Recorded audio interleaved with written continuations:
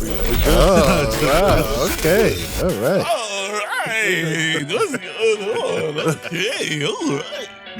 All right, here we go.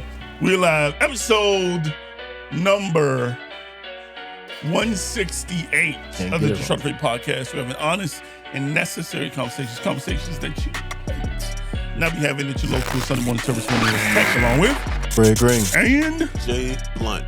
Call me now. What's up, fellas? How y'all doing? That was so. What was that? No, this is what I saw today. Okay, squirrel. I know what it is. I saw Miss Cleo documentary. Was that good? It was kind of sad. I want to see that. I wanted to see it. It was on HBO Max. I'm only endorsing the Bible stuff, but I did see that today. Call me now. I just been I gotta add that to the list. doing it's not funny. It's sad, but it's something that is ironic that it points out is that it's not like a spoiler. No, it's cool. Toward the end of her life, she had some people around her. I didn't know she was dead. I know. Oh man. No, I'm being serious. I didn't know that she I died. had no idea. Okay, never mind. Jeez. Oh, That wasn't even the part. The part was she had people around her who was like, this lady is real. Right. She's from Jamaica. Right. But I guess it was coincidentally, and it kind of points out is that they were all white. And then all the black people were like, she's not Jamaican. I know Jamaica. Yeah. And they had a Jamaican lady on there who was like, nah, she's absolutely not Jamaican. Yeah, but she was everywhere. She was everywhere. yeah. Cleo was like a household name. Everywhere. And she... Oh, no. Now, Go ahead. is Miss Cleo demonic? What you mean? Which, I mean, I guess, because some people don't believe that she was a real psychic. Right? Mm-hmm. So if she's not a real psychic, Right. Is it still demonic? I think so. She playing with something. I think lying is not of God. come on, somebody. You could just break it down to like some of the... but just because somebody lying doesn't make her demonic. Oh, if your life is a life of lies. What is that? What is that supposed to be? If you live a life of just like, like what is it called? Persuading people? Lying to people. What's that called? Where you swindling? Yeah, swindling, or there's another one that starts with a D that I'm thinking of. I can't remember. She thought that she believed it. She started to believe it. Or did she actually believe it? She said, call me now. Oh, my Lord. But she knew she wasn't Jamaican. Where did the accent come from? Did she start believing it? It does get weird. I would say yes. Demonic. What was that button you were trying to press? Huh? What was that supposed to be? I found this clip of somebody, and I tried to clip it out before you got here. Every time I disagreed he was with so you, passionate. It was I was weird. gonna hit that button. But I didn't have enough time. You plan He to planned disagree it. with It me? was the biggest. Plan that. But why would you do that? And you wind up agreeing with me in the end. I always agree with you, man. All right, here we go. Hold This on. guy. Call me now, Jada. What up? What up, Jada? I don't. How do I? What? All right. Just leave it down there. Oh, you're trying to get it to go with the joint? Call me now. I'm trying to show the comments. Yeah. What's we up? Can't see it? They can't see it? Give me 1 second. Now you made me forget what I was talking about with Miss Cleo. All right. Was she demonic? Oh no, it got kind of demonic. Okay. Oh. Well, don't tell me anymore because I want to watch it. It wasn't the cliffhanger. I want to watch it. All right, let me tell you this one part. No. She had a man. No means no. All right, go ahead. You're excited. I don't want to poop on your parade. Her friend, the ones who believed her, said she had a man named Chuck. We got to find Chuck. His name wasn't Chuck, but Max or something that lived inside her. She'll be like, Cleo is resting now, and they'd be like, I don't know. Max would just be like, that would creep me out. Yeah, but so you saw that in the documentary that you asked. We haven't seen that. You asked the question. Is it the? But what if this she lady was being possessed and call me now? Wow. a whole I feel different. like I done watched it now. Thanks. But don't watch it. What? You already said it. This guy. That is tiny. Can you see that? What? Whatever you're touching is really tiny. That's Calm it I down. can barely see it. There we go. All right. There we go. Trying to get it all together. All right, there we go. Fred is struggling today. Man. Your nose couldn't flare up any more than it is right now. Jason. You hold it together. Funny dude. All right, sorry. We're getting our life together. If you're here, hit the like button. We're going to get started. Today we're talking about being blessed. What does it mean to be blessed? We've been discussing kind of blessings and stuff for the past couple of weeks. And I guess we kind of get into it, you know. What? What? We gonna get into it right now? I mean, I guess that's No, what we mentioned something that you wanted to touch on. We need to touch on. I thought y'all was going to touch on something before that. All right, go ahead, because I really don't know. The mental health, bro. See what I'm saying? Calm down. We getting it. That's the way I was going. You're all right, Max. That's where we're gonna start. No, Every time you lie, we're gonna call No, you. this is part to go. This is true.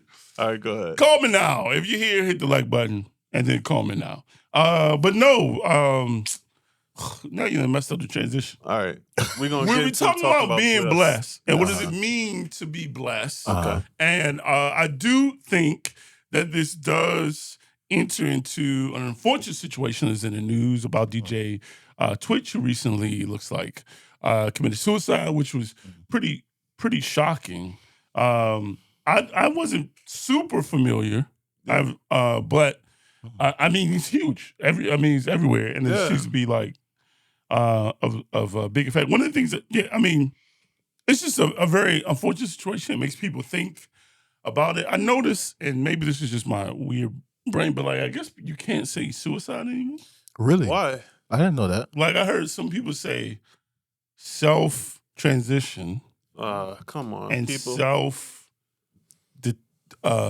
deletion or something like that. Yeah, I never heard that. People are just really peopling recently, man. We're changing up the meaning of every word that I don't know. I guess there's a subset group of individuals that just whenever they're offended by something, they go on to petition something to be like change. Yeah, that's crazy. But I mean, I guess what it is, right? Yeah. Yeah. I mean, it's interesting because I guess there's this video going around that he posted actually the day before of him like dancing, right? And everybody's like, this is what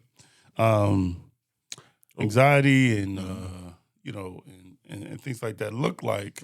Yeah. I wonder. I'm curious. You guys' thoughts. What was your thought when you first heard about it, and just I guess just about the whole situation in general? Sure. To me, it kind of ties into blessed and being blessed because it's like, are you blessed if you don't realize it? Like if you like, can you be blessed and not absolutely feel it? Absolutely, 110%. But all right, so which part of that we talking about? Whatever part you want to go. All right, so your thoughts on it? I guess we should just start on there. Okay. It's super unfortunate. He was seemed to be a great guy, very inspiring, great dancer.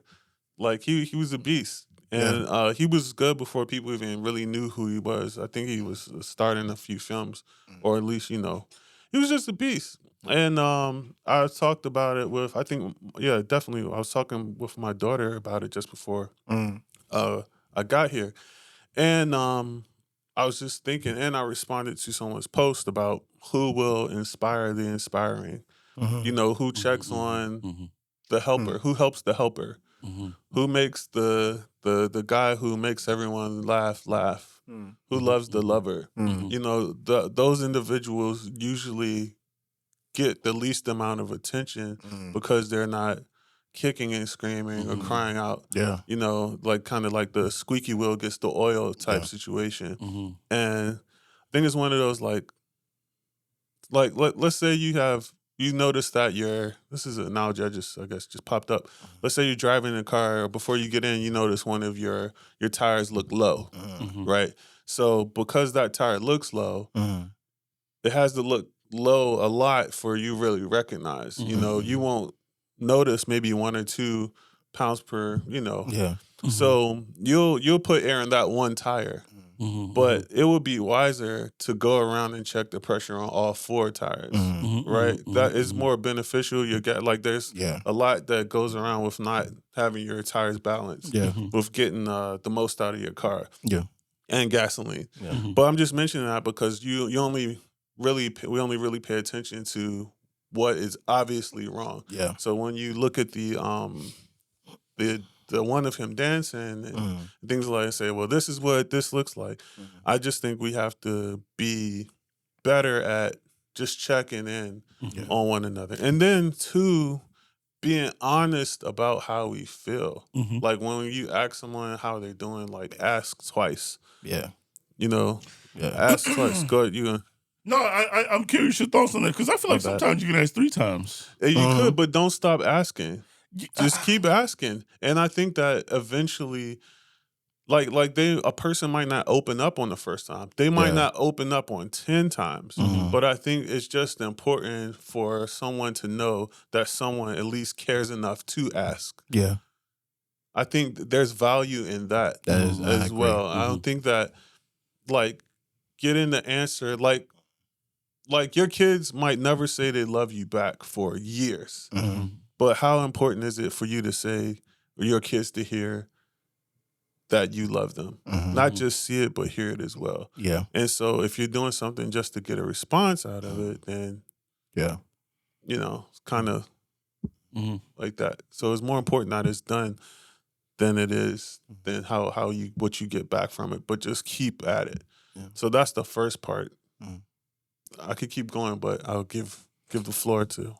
Yeah, I love a lot of actually what you said as far as the people that usually are the ones who are looking or taking care of everybody else, whether it's through laughter or whether it's through, they are usually the ones that, is not being asked or looked at. So my thoughts on the host, I didn't, I knew who he was obviously, but I didn't follow him closely, but it was still a sad. It's always sad when you hear somebody passing, and then when you hear somebody who took their own life was very, very sad. So yeah, there's no deeper thoughts than just sadness about someone at a point to where they felt like they didn't want to be here on this earth, or they took their life. I think kind of piggyback off of what Jason is saying, I think a big part of asking and checking in with people, I think it's hard for people to be honest when they don't know you. And I think that speaks to more of the importance of building relationships with people. 100%. I think we don't take into account how important that is.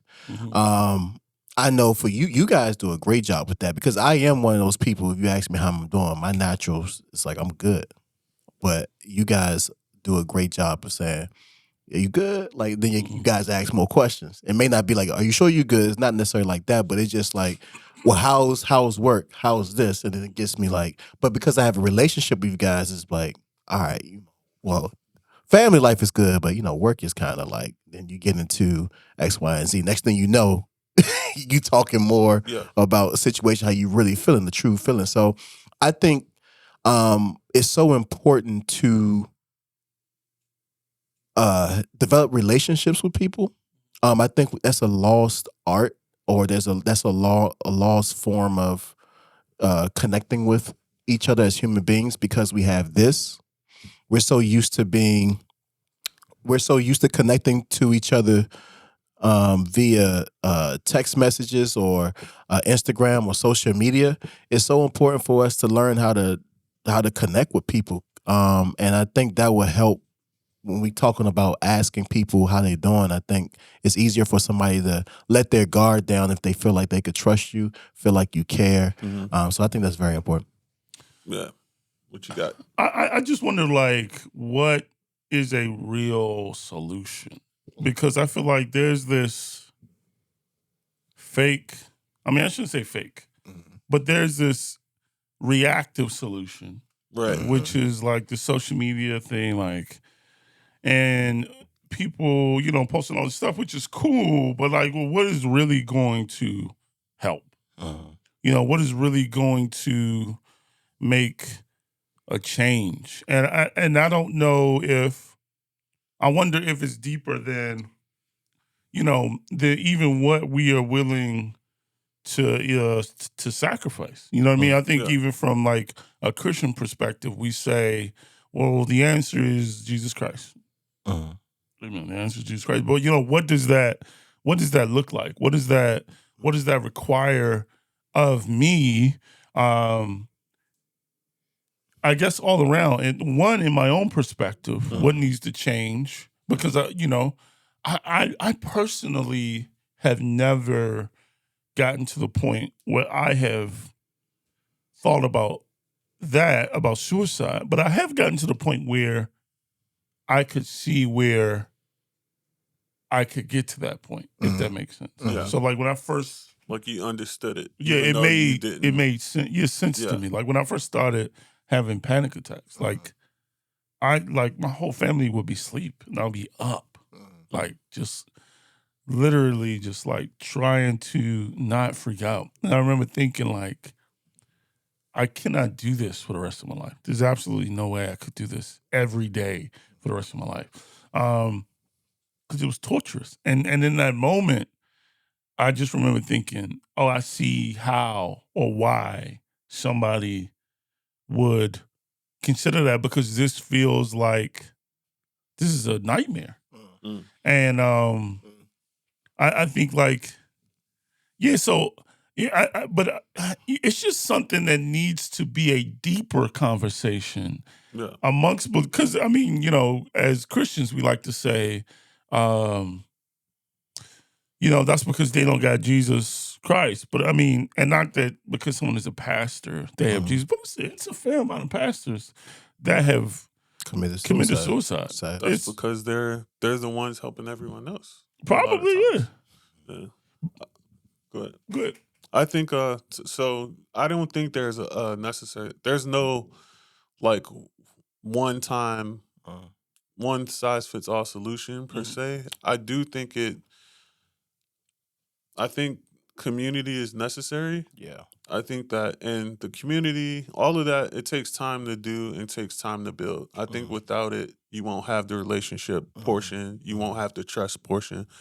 And I think community is necessary. Building your community or a community of people, just even if it's just one or two individuals, maybe 2 or 3 individuals. But outside of that, I think that those who are struggling have to find their voice to say something and be active in helping themselves a little bit out that struggle, even if it's just, they have to find it.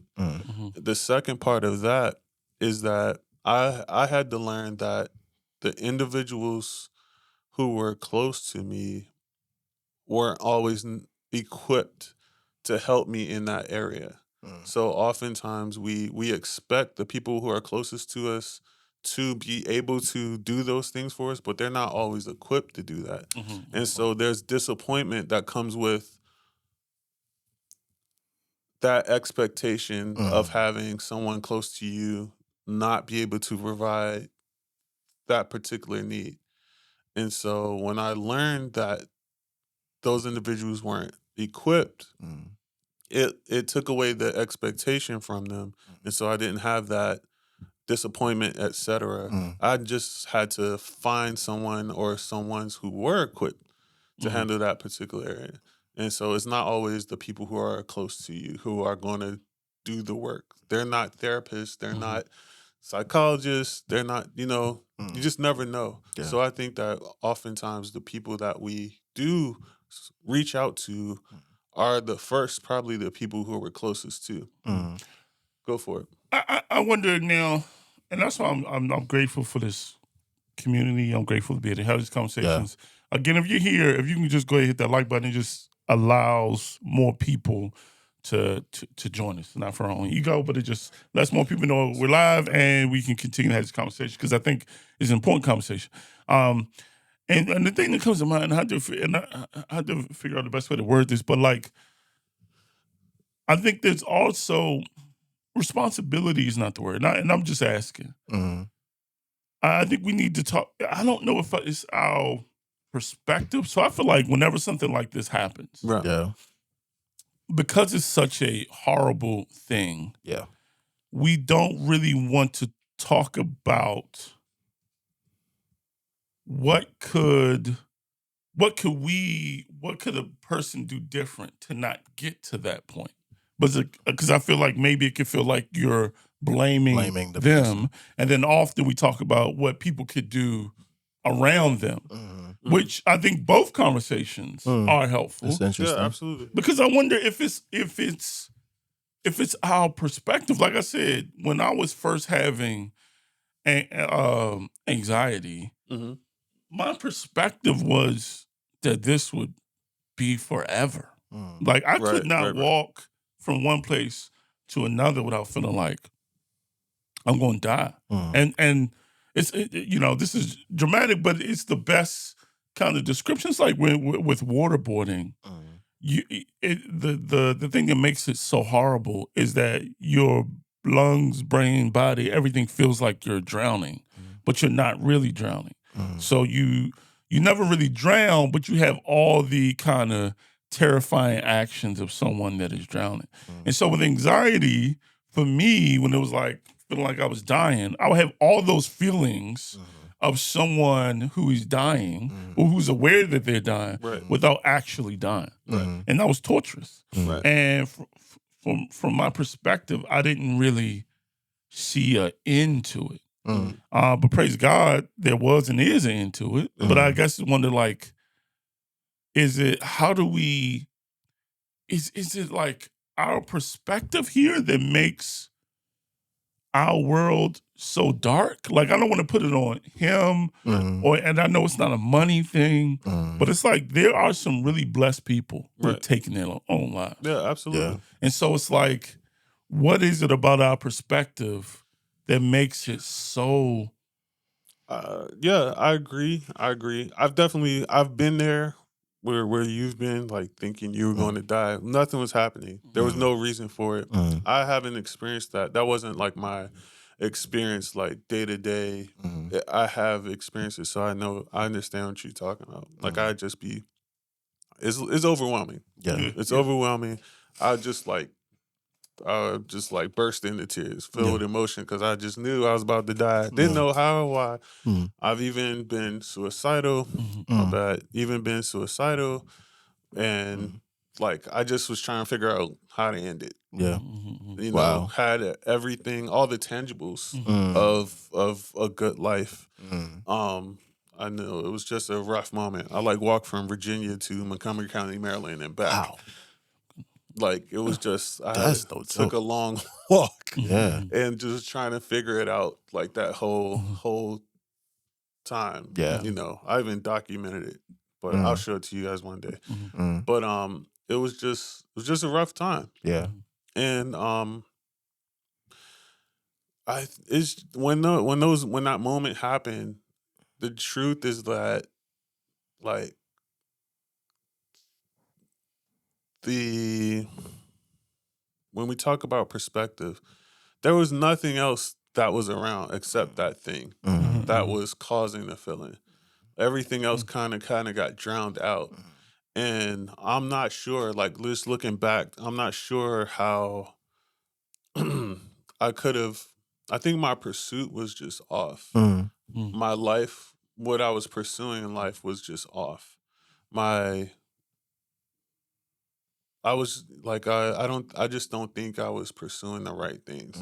And so by not pursuing the right things, those became greater than the most important things. Not that the other things weren't important, but most important. And so when that most important thing became God in a sense, and it's either lost or you feel out of control, and your perspective is off is because you're just not looking Mm. anywhere but that direction. Yeah. That it's easy to lose sight because you often have already lost sight Yeah. of the truth. Mm. Not that other things aren't factual, but then there's the truth. Yeah. You know, it's facts that you're feeling a certain way, but the truth behind it might not be, 100% as to why you feel the emotion. I think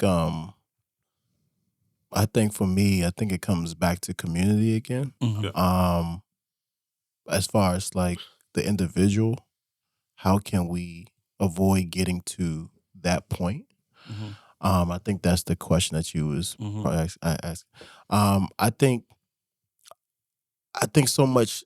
I'll speak for myself. Like I have a Superman complex. I'm like I'm good. I'm good. I think some people have that to where they experiencing a bad time, a downtime, and instead of reaching out, they would, or I would put on a front as opposed to reaching out for help. So because I don't want to feel like I don't got it together because I got the Superman thing. I'm supposed to be helping X, Y, and Z. I got to be strong for this person. I got to be strong for this person. And I think it's just so important for us to be honest with where we are and reach out to community, because I believe one powerful thing about community, it gives you different perspective. I think when you are in your situation, a lot of times your perspective is going to lean towards the negative of all the bad, and you just seeing your problem or seeing what's bothering you, just meditating on that. But I have found that when I reach out to community with other people with different perspectives, they could highlight certain things that I'm not meditating on. I'm not focusing on, and it gives me a different perspective to sometimes bring it to where I'm at, and that doesn't, a lot of times a perspective is enough for me to get to the next day. Yeah. It may not change the situation, Right. but that perspective is just like, I do have this over here, so that's what I would say. I think it comes back down to community. That's a powerful thing you say. I mean, and I think sometimes people don't realize that getting to tomorrow is one of the greatest things you could do. Yes. Like, you never know what can happen. You tomorrow. never know what can happen Never know. tomorrow. Yeah. And I wish that I don't know the situation. I don't know anything, but I wish he would have got till tomorrow. Right. It's something powerful about tomorrow that is like, tomorrow feels more present. Like when you said feels like it might be forever. Yeah. You said, I can't live like this. But one more night. One more night, and I remember feeling that way. I remember feeling like if I can just go to sleep and wake up, you know what I mean? And there was still so much going on, just throughout the day. But it's just like, I don't know. Just getting to tomorrow is a powerful thing. It doesn't fix everything, No, but it gives a soft reset. And for some people, they may not feel that way. They wake up in the morning, still feeling the same. I do think for some, the ability to get to tomorrow will be powerful. I think the other thing, which does kind of suck, and I'm realizing, we're really blessed to have the community that we have. Yeah. But I don't think everybody has that. They don't.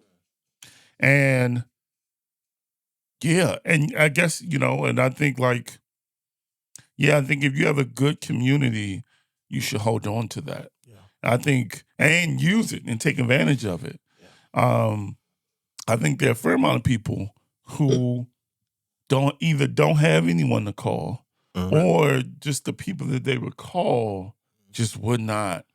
It would just make it would just make it worse. So I'm like, so I think I just think if you have community, access and use that community, because that is a powerful thing. I'm trying to keep thinking of things that maybe again, like the perspective thing is so interesting to me, because me and Fred was just having this conversation, and I'm just being Without me?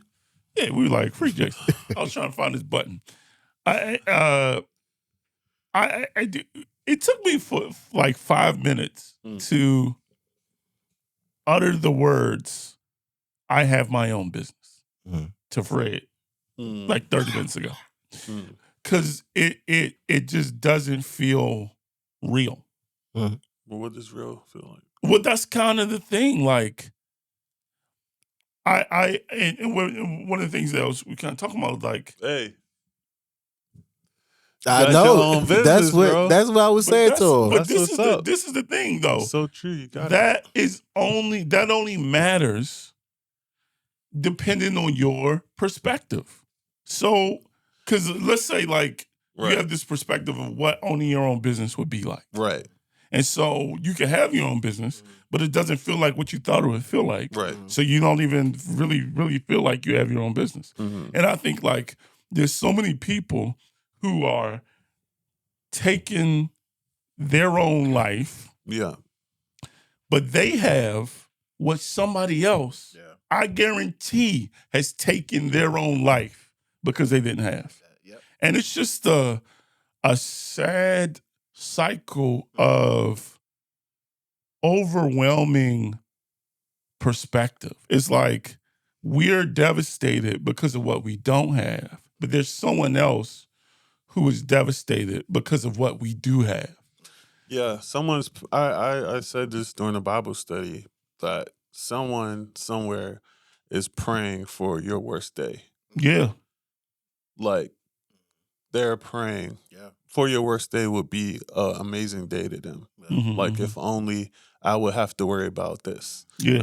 But still like retain all of the other things. Like if you look at what a lot of people do have, even if it's little to Western eyes, there are other people who are just like, I wish, you know, I wish I was just homeless over there. You know, versus homeless here. Yeah. You know, like not even wishing for a house. I'd just rather be homeless somewhere else. Yeah, you think about, I mean, and I know, again, if your perspective is your perspective, really doesn't matter. Right. But like, you think about the kids in other countries who have to join these militias, who these young girls in Nigeria and other countries that are getting taken away. It's like, and again, your perspective is your perspective. Sure. So, but it's like, I think ahead of time, how can we work on developing a healthier perspective? Because, and again, you know, I think, and this is why I am glad we have these conversations, because I think sometimes as believers, we talk about everything else. We talk about, we argue about everything else. And it's like, no, like this is, so that we're not prepping. Like, you better prep a better perspective. You better. That's definitely not something that's in the forefront of no, we argue about pulpits. whether or not you believe in speaking in tongues is evidence of the Holy Ghost. Man. And it's like tough. You better prep a better perspective. You better work on trying to develop a perspective or outlook that would get you through your darkest days. Yeah. I'm that's good. That's because I'm thinking about like some of the greatest quote unquote greatest men and women of the Bible who had a relationship with God, but when they was in their low moments, they had moments of doubt. Sure. And it kind of speaks to what you're saying as far as like focusing on or like prepare your perspective, just not because I'm thinking about John the Baptist. I always go back to John the Baptist. Like at one point he was claiming Jesus as the Lamb of God, and then when he was about to be executed in jail, he was like, I mean, are you really the one? You know, at this low moment, and there's a lot of people. So I think. Yeah. I mean, I like that what you said. Just focusing on like really preparing a perspective. But that's difficult. It's hard. Yeah, we're not saying it's definitely It's not an easy task. It's not about it being easy. Yeah. Per se. But I think it's even harder when it's not put into practice. Right. Mm-hmm. It's even harder when you don't exercise that particular muscle. Yeah. And this, I mean, all of this is way easier said than done. Yes. I mean, it's way easier to, it is, I mean, this is a dark thought, and I don't know if it's anxiety or God, but I don't know. Most likely, I'm assuming my darkest days may not be behind me. But you've made it through the worst days. Yeah, I've made it through the worst days thus far. So it's like, which is a beautiful thing. But how do I not prep for the, you know what I mean? It's not that you're in this state of anxiousness of things coming, but it's like, you know, who says it? Floyd Mayweather. Stay ready, you ain't got to get ready. Now, you never really ready for life. Life comes and smacks you in the face. But at least, like, you have some type of something, even if it don't. I think a place to start, in my opinion, is to start where it's just like kind of what Jesus a lot of times talk about, you know, and like not to be so attached to this world. That's very true. And to what comes with this world. Not to say it's not important, but it's just like this perspective of just like, hey, like you got to be kingdom perspective. Like you got to be eternal, have an eternal perspective. I think that's where it starts. Because again, it doesn't mean that nothing else matters or here on earth.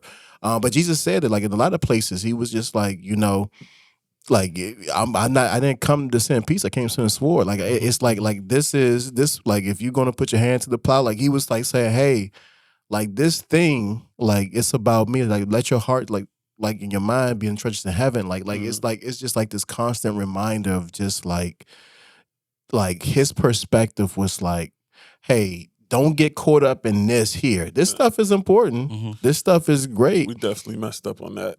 Yeah, but like this is not the end all, you know, and don't lose sight of that. And I think that kind of is a starting point to kind of help us when those difficulties, as far as like financial difficulties, as far as like losing someone, like I think that kind of helps with that perspective. It's just, you know what, I got an eternal perspective. So I think it may start there. I would wonder, what is the mark that we're pressing towards? Like that mark is not the same mark. Yeah.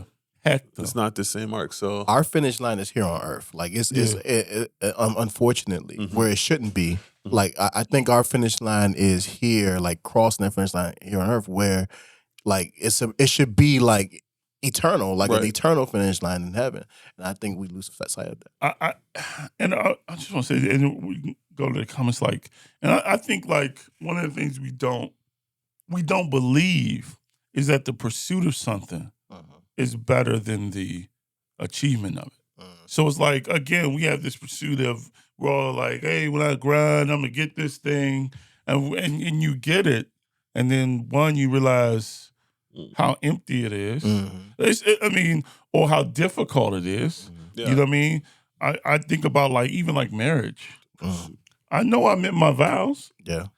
There's no way. There's nothing that can prepare you for marriage. No, like nothing. You just got to figure it out. You just got to, you know what I mean? Because it's hard. Yeah. It's not. You know what I mean? It's not a movie. And so I think it's like we do that with a lot of things. We romanticize what it'll be like to get it. If we don't get it, we're devastated that we don't get it. And then if we do get it, we're either afraid that we'll lose it or we're disappointed in it. Yeah. And with that perspective, how can you ever have happiness? Going back to your point, I think that's why it's so important for us to have that thing of this is not our home. This is not my, you know, and I know for me, I'm so invested in here. And it takes work to get, you know, I think about the scripture with the wheat and tares with Jesus.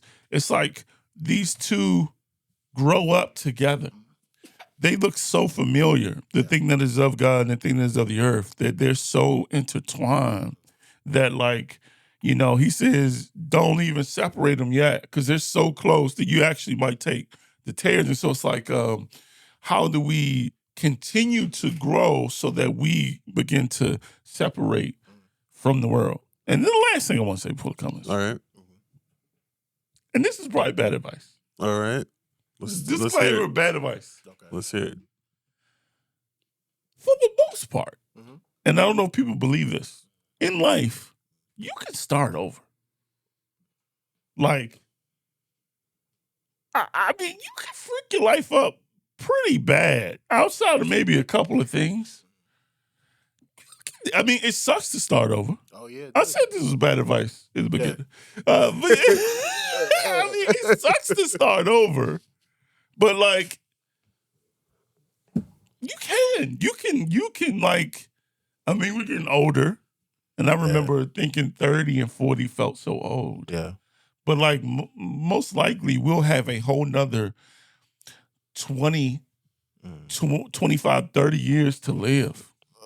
I'm hoping more than that. I mean, I'm saying at minimum. I want to start the countdown. But I'm saying like at minimum, like, but you can do a lot. You can master an instrument in 10 years. Let's just say we can do a lot. Don't give me 20 years. That's like, I'm 19 now. But I said like, there's a lot you can do with the time. There's a lot. Like if life is freaked up, like, and I didn't believe this until afterwards. Like, me and my wife, we went through a long period of having money issues. And then it was dark and felt bad. Bro, you can... I was about to get really bad at the bad advice. But I'm just saying, you can always start over. No, all right, this is going to come. We got, I just feel like, you know what I mean? All right, let's scroll back up here. Oh, we got some scrolls. Go all the way to Debbie. I think Debbie was the first person. All right. Keep going. This is going back when Fred was saying. Keep going. Yeah. Oh, there it goes. I'm trying to work on my listening skills. Come on, shout out to my wife. I mean, I'd definitely be talking to my wife. She don't be listening to me. But it may not be your fault. It could just be me.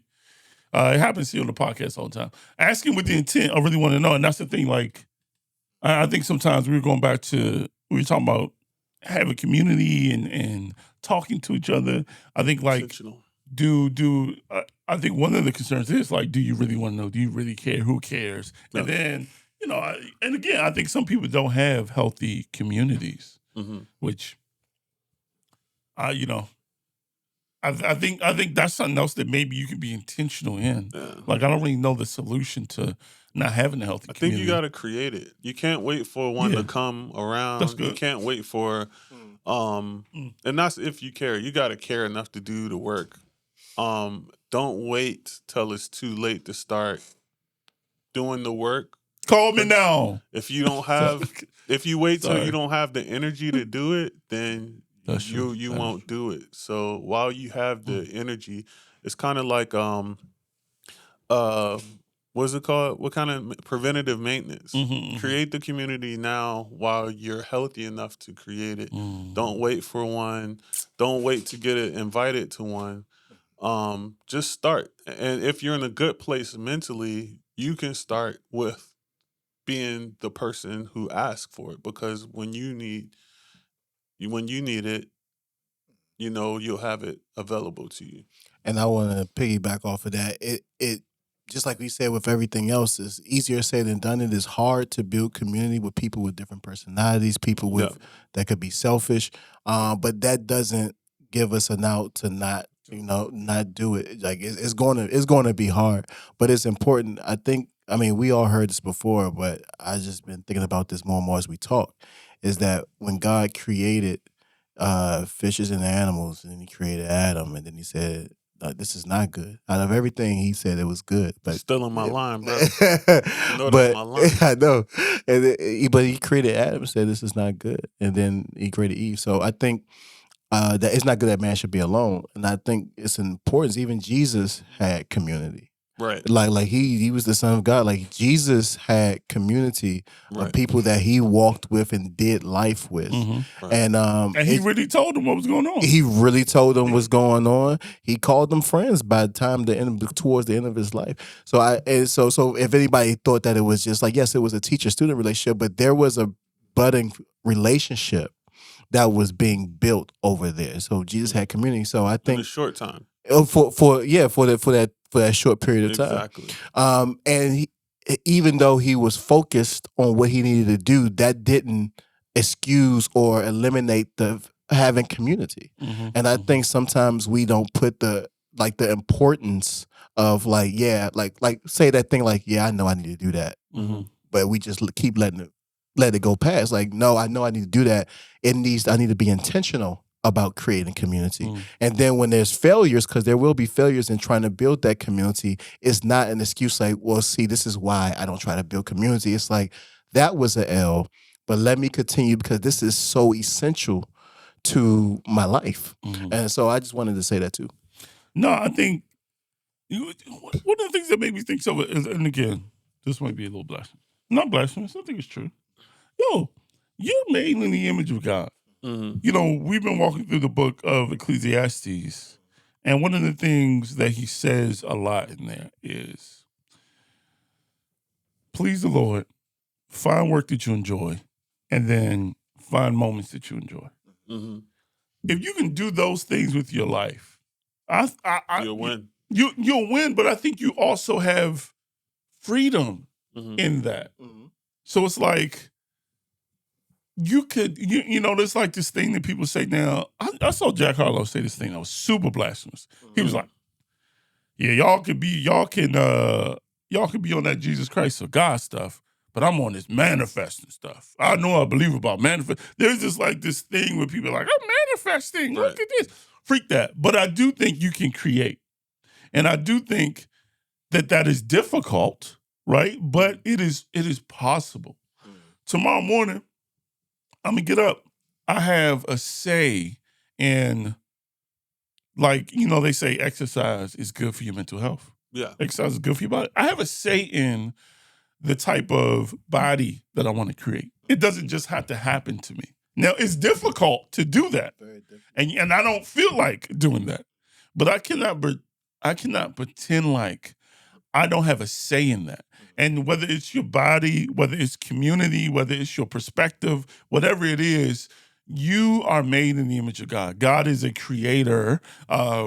You can work toward the type of life that you want to live. Now, I would advise you work toward a type of life that pleases God and that puts God in the forefront and not you and your own desires.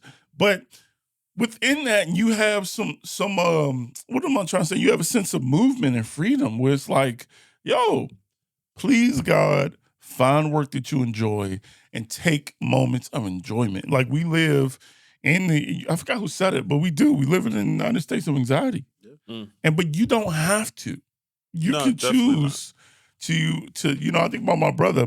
Everybody's on social media. Yeah. My brother is not. You know, I think TikTok was the only thing that finally got him. But like, you don't have to participate. You don't have to get into all the things that, you know, drive people to anxiety. It's, you know, it's your choice. Now, it's difficult. It's not easy, but you have a say in it. Yeah. You can enjoy that business. I just wanted to like Fred talked about the essential, it being essential. The community was. I'm sorry. I'm starting to question our friendship. I'm sorry. Fred talked about it being essential. Community is essential. Like, you don't realize how important it is until you need it. And I thought about it as being like windshield wipers. Like, you can have a whole car, you can have everything you need to drive the car, you can have everything else. And you don't realize how important windshield wipers are until it starts raining. Yeah. And then it's like, I can't do anything. I can't drive. Like, the car's useless when it rains without that.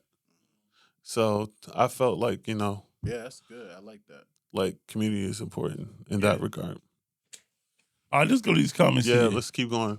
Thank you all for staying locked in with us. We appreciate you. The comments have been popping off. We're getting to them now. Don't forget to like, share, and subscribe if you have not. Who's this mouse? Here we go. Boom. Lily, where you about to hit? That's my wife. Lily says, yes, I really like what you said, Debbie. It's so easy to get caught up in asking out of habit versus asking with intent and really wanting to know. I struggle with this at times as well. Thank you for your honesty. Shout out to today's pod boss, Debbie. Pod boss. Debbie. It's also my boss. Jada, it's really hard for people to sympathize and understand if you yourself do not struggle with these things. Some of us are so desensitized. Yeah. It is true. It is true. Yeah, I think though we also got to get I think we don't live in a world that gives people grace for what they don't understand. Or what they, you know what I mean? Like, I really want to use this example, but it's just going to get me in trouble. All right, let's go. Nah, Disruptive Faith Podcast. You heard her here first. It's about me. Cause, no, it's not about you. Okay. Okay, see, Fred's a good angel, bad angel. You the bad one? You the bad angel. Oh, the bad you one. telling me to use the example? He just was concerned of it being about him. He was not looking at me. He was just like, go ahead, say it. We're talking about authenticity. Yeah. I'm going to get in trouble. This is wrong. Okay. Oh. This is wrong, but this goes back to that point of grace for things that you don't understand. All right. I understand it a little better now, but being African-American in America. What? Oh my God. I can't believe you said that. Yeah. Jake's to be like, all black people like basketball and chicken. It's like, nah, that's wrong. No, but okay, but that's gonna be you're gonna be a meme 10 years from now. Go ahead. Okay, this is just gonna go even worse now. I should have listened to Fred. How'd you start it off like that? But it was hard for me to empathize. Never mind, let's move on. So anyway, back to the comments. All right. I'm not getting in trouble save for yourself. y'all. For you to second guess it must be I'm really not getting in trouble for y'all. Are we? Oh, we already did that. But I agree. I agree. Future, what up? Future's in the building. Sean says, take your perspective is biblical. The steadfast love of the love never ceases. His mercies never come to an end. Come on, somebody. They are new every morning. Great is all right. With that being faithfulness. said, I think Jarrell put it down there. Lamentations 3:22. Through the Lord's mercies we are not consumed, because his compassions fail not. They are new every morning. Great is your faithfulness. I want to keep going. The Lord is my portion, says my soul.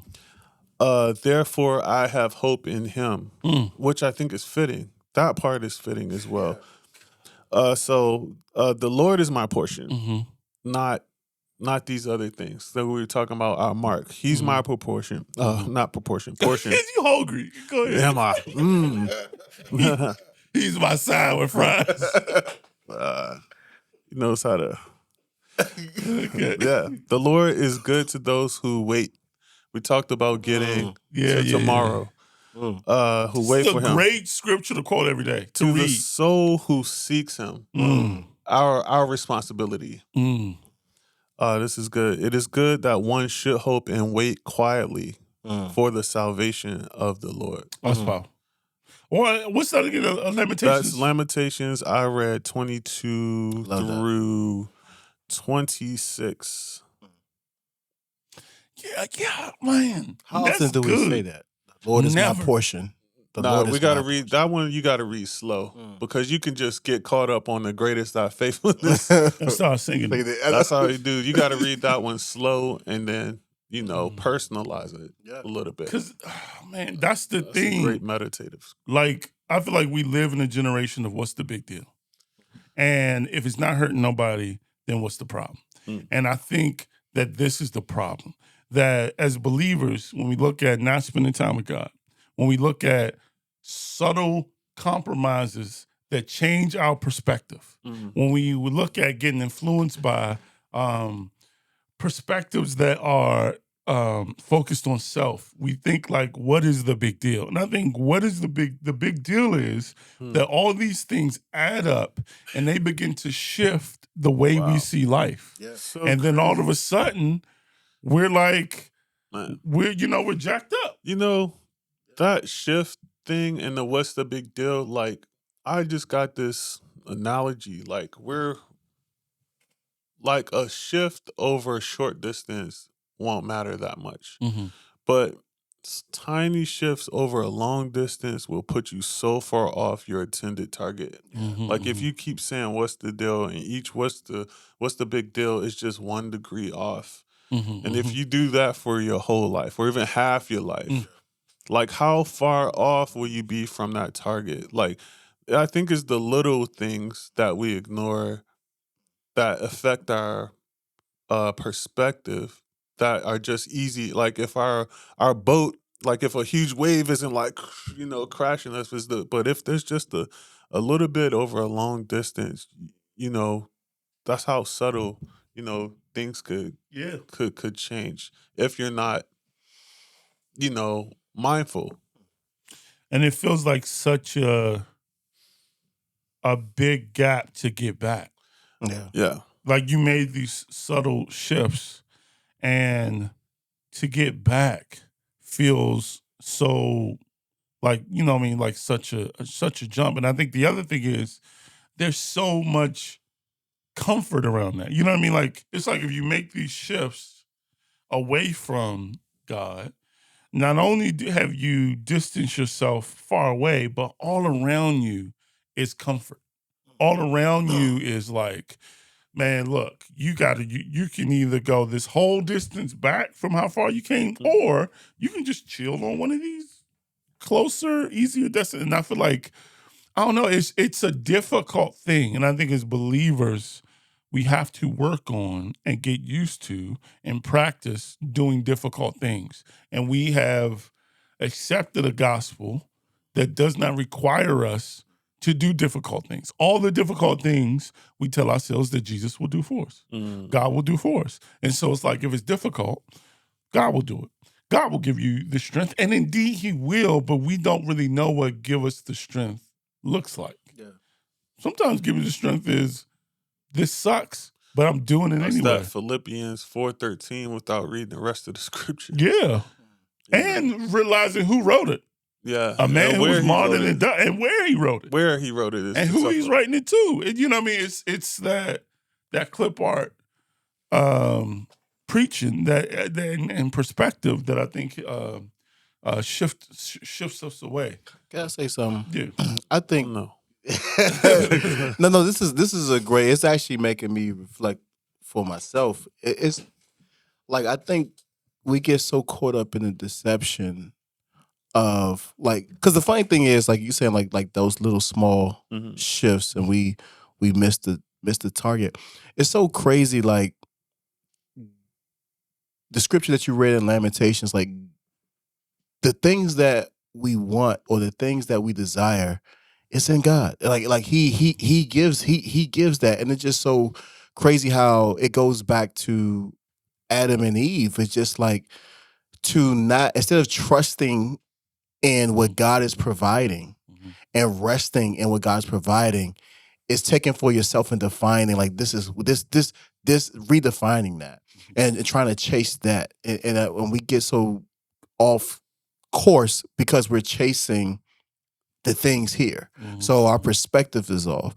And it just reminds me like what Jesus was talking about, like, hey, don't worry about these. These are things that Gentiles, the people who are not associated with the God that you serve, like these are things that they worried about. But seek ye first the kingdom of God. Like it's just, and all these things will be added. And I think that part is important because these are things that God desires to give to us. And I think the deception is that if we pursue God, then we will lose out on X, Y, and Z, or we're not going to obtain X, Y, and Z. Yeah. So I must take for myself this route or do this in order to get there. And it's just so crazy to me that God desires to give Right. the things that we worried about. Yeah, I wonder, like, too, and this might not make any sense, but like, even when he mentions those scriptures, even about giving us desires of heart, seek ye first. I wonder, and I don't know a lot about that culture, so it could be that too. But like, it feels like most of what they needed, I don't know, was how much of it was for entertainment, and how much of it was like, What culture are you referring to? like the culture in which I guess the scripture was written, like, you know what I mean, like when he says the God will give you the desires of your heart, you know what I mean. It was a whole lot there other than the actual necessities. I feel like as we continued on, then what became necessity became that word beginning to get a broader definition. With there maybe, and again, I could be just assuming a necessity was a house, my kids being fed, nobody being sick, being able to take care of the people that I love. Now a necessity is my own business, a new car, this type of car, this type of house, this type of boyfriend, this type of following. Or like supplying all your needs versus, shelter versus a house. That's two different things. Yeah, and I think we take that scripture, which is written to those people, which was written about those needs, and we apply them to our wants. Right. Oh yeah, absolutely. Yeah. Absolutely. Yeah. Because a lot of times when we do that, we don't even know what his desires are. Right. Or Yeah. what this I mean, the first part it says seek ye first. We're not even seeking first the kingdom. Yeah. Yeah. So like if we are seeking that, then it would be easier for our will to conform, But we're seeking the things that you just mentioned. Yeah. So we always skip over our responsibility, Yeah, it's wild. I think I think there are some people definitely who do not have their needs. Sure. And they need they're praying God, like, I just need my needs met. Yeah. And that's one thing. I do think if it's some of us who do not have the wants that we think we want. And we're like looking at God like, ones what we think we need. Yeah, come on, somebody. The ones we think we need. Right. And we're looking at God like, why didn't you give me this stuff that I think I need? I was talking to a friend of mine just yesterday about some certain frustrations, and I gave him an analogy that. Oh, what, you got other friends? I got a couple. Oh, like when you say friends. No, you ever hear your best friend talk about theirs, and it's not got you? no other friends. You're like, what? So your associates. You had just associates. Listen, God don't call you an associate, right? He calls you friend, right? Regardless of how often. He's quiet. Listen, so I gave him a perspective on the needs want situation, and I mentioned that, like imagine your mom or dad working hard for a particular for money. And on Christmas you get presents. Oftentimes your parents, especially your grandparents, they give you things that you need: underwear, socks, clothes. Kids just want the toys. And so I imagine that we open these gifts. They're still gifts. Yeah. They still come from God. They're still good. Yeah. But when our focus, like we don't even care about the needs sometimes, where we'll like, what is, like, can you imagine like how that feels to the giver or the gifter to be, for the person being receiving it to be disappointed in the thing that they didn't even earn, or like, like this is what you need, but you're upset about me giving you the thing that you actually need. Yeah. So, I love that analogy. Yeah. Sorry, you guys missed it. It was amazing. Sorry. Talking to IG. I love that analogy. Yeah. Let me go to these comments. Yeah, we got some more hopefully we got some more coming through. If you're here, hit the like button. It just lets people know that we're live, helps people join the conversation. So if you have not already tapped that button, just tap the like button. Whoa. What's going on here? All right, Future. Future says someone has it worse than we do. Someone always has it better. Comparison is the thief of joy, and sometimes it's just clinical depression.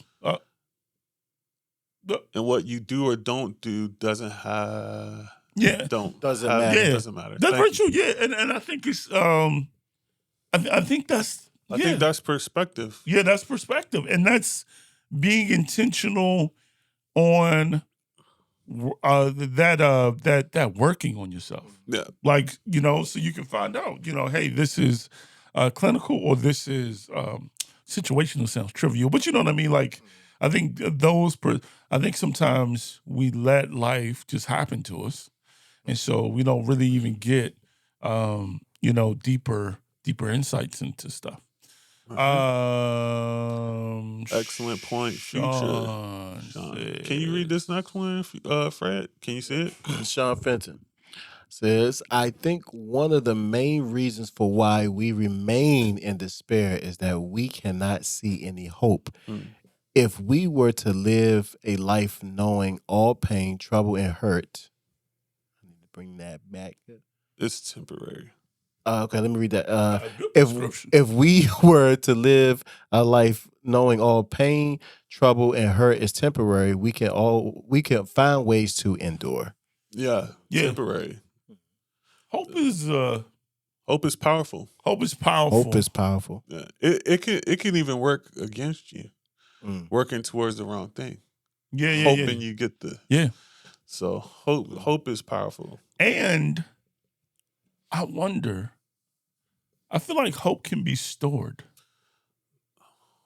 So like I think there are like one of the things that I say I'm doing. I've done it a couple of times. I've not stayed with it, but if I'm really praying about something and struggling with something, I'll write it down.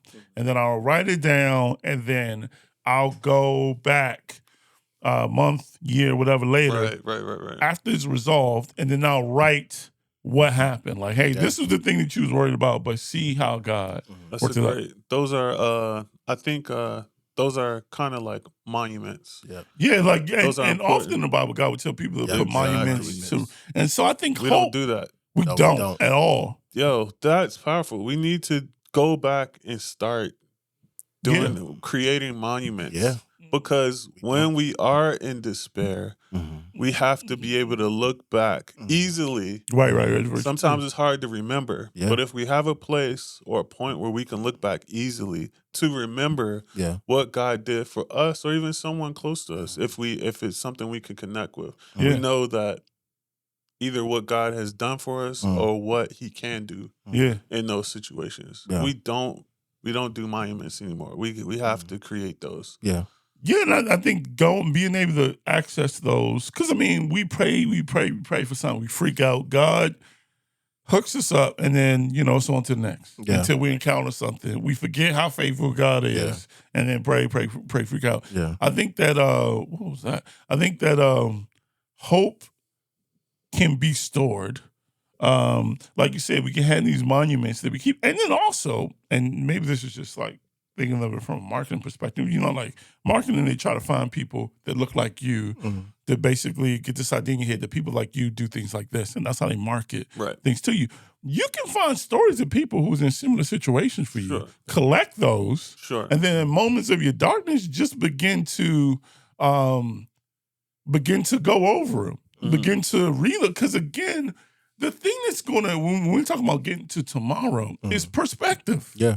And so you need things that will change it. This is why I stopped watching the news, because the news, I haven't watched the news in it freaks with your perspective. Years. And that's the thing that we don't get. Like, we think our instinctive perspective is truth. No. But that is changeable. Yep. Your perspective can change. Your reality can change. And your reality can change. Because that's what it is.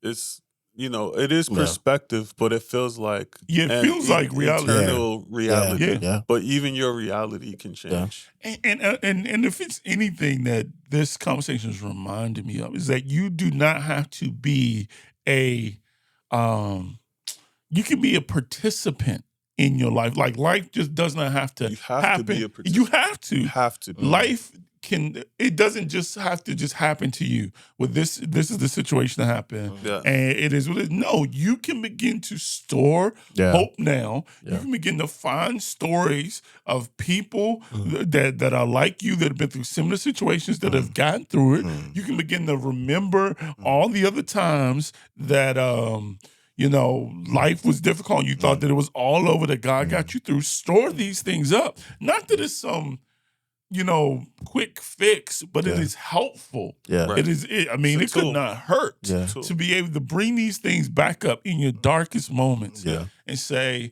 this sucks, but it is not the end. That's one of the things that I'm trying to instill in my kids now. Like, when they go into the doctor, when they going through, I'm just like, they're going to shoot you with that needle. It's going to hurt, but it's going to be short. You know what I mean? Like, it's like, this thing sucks, but it is temporary. Yeah. It's just part of life. And I think as believers, we gotta, I think, hold on to scriptures, hold on to things that will help adjust our perspective and get us through. Yes. No, don't read that one. Okay, yeah. I think all that's right, so go to to and we. All right. Right there. Future says, and we also have a beautiful example of Jesus turning to the Father when he was in despair. Yes, absolutely. I think that's a powerful example. Yeah. Garden of Gethsemane is one of the major examples. What is interesting, and it goes back to Fred's point, it reminds me about the power of community, that in that moment, Jesus did not just turn to God. Nope. He turned to 12. He turned to his friends. Yeah, they failed. Pray with me. Yeah, and he was like, I mean, we can go into this whole thing, but if you really look at it, when he says, and to the point of death, to me, there's enough to allude there that it's like, there's certain things that kind of point to like wanting to just end it, to take his life in his own hands. And it's like, he was in a bad way. And not only did he talk to God, but he also talked to the people around him, and they didn't get it. They didn't get it. They didn't get it. You know what I mean? That's because he was the one doing everything. Yeah. It was odd for him to be in this position. Even they was like, nah, what you mean? Yeah. And so they didn't understand. And so many of the close ones to us miss it because he was the main guy. Yeah. He was the star of the show. Yeah. And when you're the star of the show, people often miss it, which is why he had to find someone outside of that circle that he created here to really lean on, count on for strength. Yeah. And that's what, Come on. And I think his, going back to what we were saying, like, how do we, because it's hard, but I think Jesus always had the mentality of an eternal perspective, is that even at that lowest moment, he was still able to get to the point to say, nevertheless, it's your will. Like that's an eternal perspective. It's just like, I know what I want for my comfort. I know what will make me feel better for right now. But at the end of the day, this is your will. And my perspective is in line with what you have and with your grand plan. Submitting his, and he did it. And I think that is so. I think again, that's where it starts. It's like, I think we are too attached to our desires, like we've been mentioned, too attached to this world. I think it's so important to have a different perspective, have an eternal perspective. I think that would be very helpful, because I think that's just crazy. Like you said, it was to the point of death, but in that moment, it's so easy. Who would have blamed Jesus to say, let me figure this. I'm not waiting on an answer from you. Like, I'm about to walk through this. I'm about to die. But he said, you know what? Nevertheless, not my will, but your will will be done. And I think that's just crazy. Yeah. I was just thinking, like trying to put myself in their situation and how they could miss it. You know, like he was Superman. I imagine he was Superman, and like nothing can kill Superman. You know, like they watched him walk on water. They watched him feed 5,000. They watched all of these miracles. They watched him do so many things. Raise the dead. How can the one, you know, like it's just, it was like, what? Like it's just weird. Like I would probably been one of the ones like, bro, what do you mean? Like you just blew our minds for 3 years straight. Like how? It just didn't even, you know what I mean? I could see how they, and you know, on a similar, you know, note, just again, it's easy for people to miss it. Yeah. So excellent points. Yeah. What that reminded me of is like, even when, like you said, like Jesus was Superman, and then you have Jesus dying on the cross, one thing that it does seem like they did was kind of come back to each other. Right after. So it's like, you know, again, you know, Jesus built this community, and in their darkest moments, they kind of, even though they did leave him, they fell into this community of each other. Yeah. And man. Yeah. That was his prayer. That was part of his prayer. That's very true. Yeah. That was part of his prayer. Like Jesus, like Jesus intentional to build community that would not just be, that's just so crazy. Like Jesus, the Son of God, like that did not desire the community to be so like, okay, now when I'm gone, everybody go their own way. It's just like, no, it's not just you about getting to know me, but it's your love for one another. Yeah. Like it's just like, so when I'm gone, and he told him before he left, he said, I'm going to go. I am going to roll. But I want you guys to understand this. You guys fighting about who's going to be the greatest. Like I'm demonstrating something different for you guys. I'm going to wash your feet. I'm going to serve you, and that's how you guys are to relate to one another. And I think that's part of him teaching them what community is. That when he leaves, it's not like, okay, everybody go back to their life and do their thing. It's like, nah, like just like what they did, they pulled together, and we've seen a lot of examples in Acts. As one of the biggest things that he did was they demonstrated that they looked out for one another. Crazy. That's crazy. I'm about to share something. I was going to share it afterwards, but since we talking about community, I'm gonna share it now. I was going to just share it with y'all too. Get your button ready, because you a hater. You a hater. So. See, that's Jesus. You see how that? Did you see how that joint just moved? You see how it moved by itself? Like, wow, that's powerful. Holy Spirit, just move your mic. No, but we're just talking about community. I just wanted to share this because I wanted to share this quick story. It just happened like last week about how important community is, how important you are as an individual, and how your life matters, what you do matters, not just to your circle, but to those around you. You don't realize it because you don't always get a chance to hear about the impact you're making around you. And sometimes God will allow you to get a glimpse or hear about the impact that you're making. It's a beautiful thing when it happens. But, excuse me, I have a neighbor who is currently in like he's in, what is it called when you go to a home to die?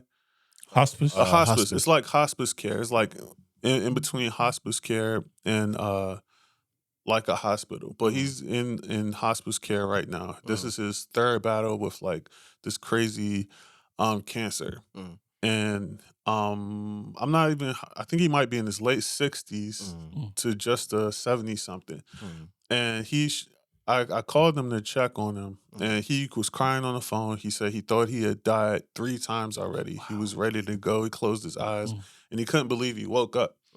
But I got the opportunity to share a little bit about God specifically with him. He had some questions, some things he just was kind of on the fence about, couldn't believe, didn't believe. I don't know all the answers. I don't know all the scriptures. You know, there's concepts that I know, principles I know, but I don't have it all memorized. Not an excuse, something I do want to get better at. We talked about that. But knowing those things is not what made the big impact to him. He said he knew I was a Christian, I guess just through a conversation in my 5 years living where I live. But he said, I know God is real because of the way you treat me. Wow. Come on, somebody. And so this is a real Christian. I just say that because the way you treat someone, the way you live your life out to someone, we just talk in passing. There's nothing serious, no serious conversation. But when he was in need, I offered to help. I offered to take him to the store. Those little things matter in a big way. It's not a big thing. I didn't do a whole lot, but you never know how God will use what you do, what you say, to make a huge impact in someone's life now or later. Like all the different conversations we had, how I treated him and how I made him feel made the most impact.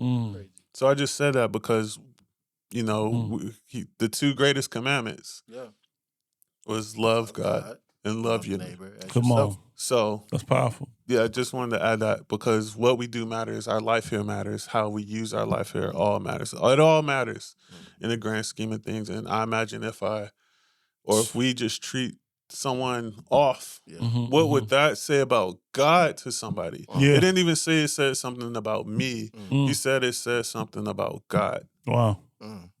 Ambassadors. Yeah, that's powerful. And Jason's a real Christian.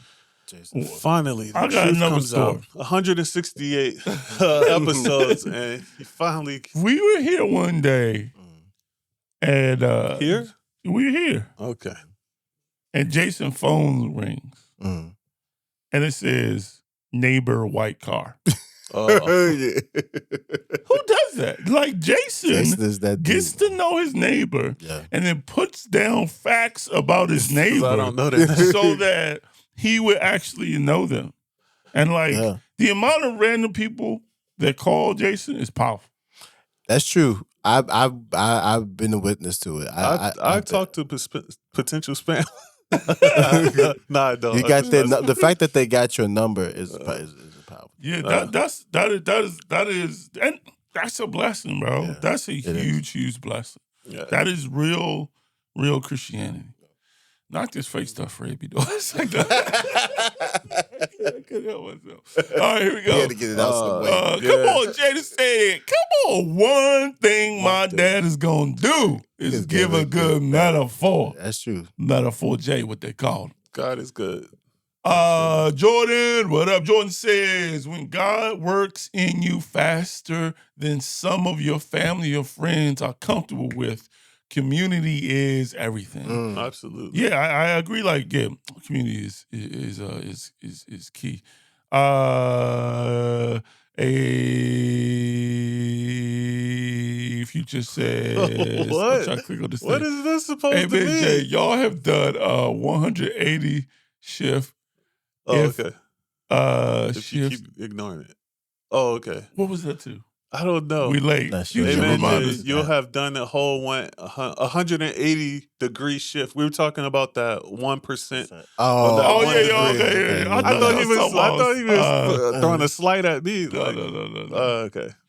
Thank you. Jarrell says, maybe the answer to the question, what does it mean to be blessed, is contentment. Come on now. Or knowing. But that's the thing. Knowing like, is being content. Being content. That's back to Philippians 4. Being content is... Yeah. And that's something that we gotta should be learn. Because that's what Paul said. I've learned to be content in whatever state. You don't just be content. It's something you have to learn to do. That's another call to us. Another call to action on our part. But I'm going to distract myself. That God just magically does for us.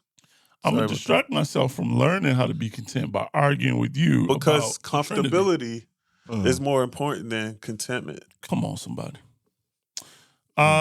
Future says, it's not joy that makes us grateful. It's gratitude that makes us joyful. Boy, that is... I love that. Hey, read it. Another It's not. button. Dun, dun, dun, I got dun. some buttons coming. One It's for not Jason joy, and no. one for y'all. I got some buttons coming next week. It's not joy that makes us grateful. It's gratitude that makes powerful. us joyful. That's powerful. Man, That's powerful. I'm getting I like that tattooed on my inner thigh this week. Amazing. I love that quote. Come on, somebody. All right. All right, Sean says, imagine the God of the universe who created and knows us the best and looking at the gift he gave us and telling him, you don't know what's best for me. I want this, and you gave me something else. That's the back to the analogy that you was giving. Yep. Come on. That's what we do. Yeah. We definitely do that. We do. Even if we Some don't do real it out loud in our hearts, we be like, sometimes. Yeah, we like, what's that thing over there, though? Y'all some real Christians. We do that with life. All right. Jordan says, one thing I'm so grateful for is for the consistent Constant. Come on, man. One thing I'm so grateful for is the constant remembrance that the battle has already been won. This allows my perspective on certain situations I face to seem small and just be grateful for where I can't see the next part. The next one, I am. That's where I am. Okay. Oh, there we go. Yeah. Absolutely. Yes. Future says, over recent years, my mindset has shifted this way as well. Talk about perspective. Beautiful. We got to fight to keep it, though. That's the thing. Having it one time is not enough. I think a lot of times the main fight is remaining free. Yeah. Right? Yeah. And remaining free in those regards to our perspective and contentment and gratefulness, all of that is the fight. We have to fight to remain all of those things because everything else around us is fighting against us to look a different way. Yeah. And that's how we can forget what we do have. Yeah. So it's like, what is this? I don't even know. I was about to say another one, but I'll throw it away. Jordan says, it's hard to see the other side while in the midst of trouble or pain. Without remembrance. All right. You actually said the right word, I think, when it said most. That's because sometimes dyslexia helps. Oh, there it is right there. Miss, you corrected. Very good. I agree. One of the most difficult parts is remembering these things while in the storm. Easier to believe what we can see instead of the unseen. Very, very true. And I think killing the day. Man. That's shout out to chat.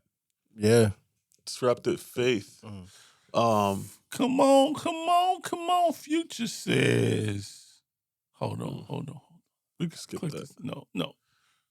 CJ gonna get me crying. Jay's made me cry numerous times. Take a lot for me. For different reasons. Nah. Just abuse.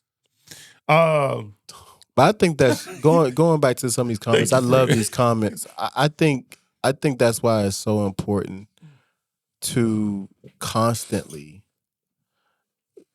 be in fellowship with God because He gives you perspective. I think spending time with Him, spending time in His Word, spending time in His presence, like it helps you with that perspective, that battle. And like you said, Jason, it's not like in order to remain there, that's why Jesus said, like, abide in me, like remain. It's supposed to be a constant remaining. It's not hey, let me check in and I'm rolling. It's a lifestyle. It's a remaining in Him, remaining in God, where there is peace. Because like life is going to happen. But if you are constantly remaining, like Jesus, like I think about the storm and when Jesus was on the boat, He was asleep. He was chilling. But it's this perspective that He had because of His relationship with God to where He was able to sleep on the boat with the storm where everybody else was freaking out. So I think in order to be able to get to that place to where you could have storm and a lot of things happening around you, but still have this calm and peace around you. I think that comes from an investment in for your perspective and spending time with God. I think that's a big part with it. Yeah, well, I think absolutely. I think about on the traffic report they always say like pack your patience, and I think one of the things you can do is kind of like pack perspective. I think one of the things that maybe I'm trying to think of like tangible, practical things that we could do. I think one of them is I would encourage us to watch the stories that we listen to. I think because I think we don't realize how much stories and how much what we listen to adjusts our perspective. Like one of the things they say about stories is that it's proof by analogy, meaning like even if you've ever read a bad review, typically, automatically, that review has a story attached to it. It's like, I went to this and then this happens, but those stories shift your perspective.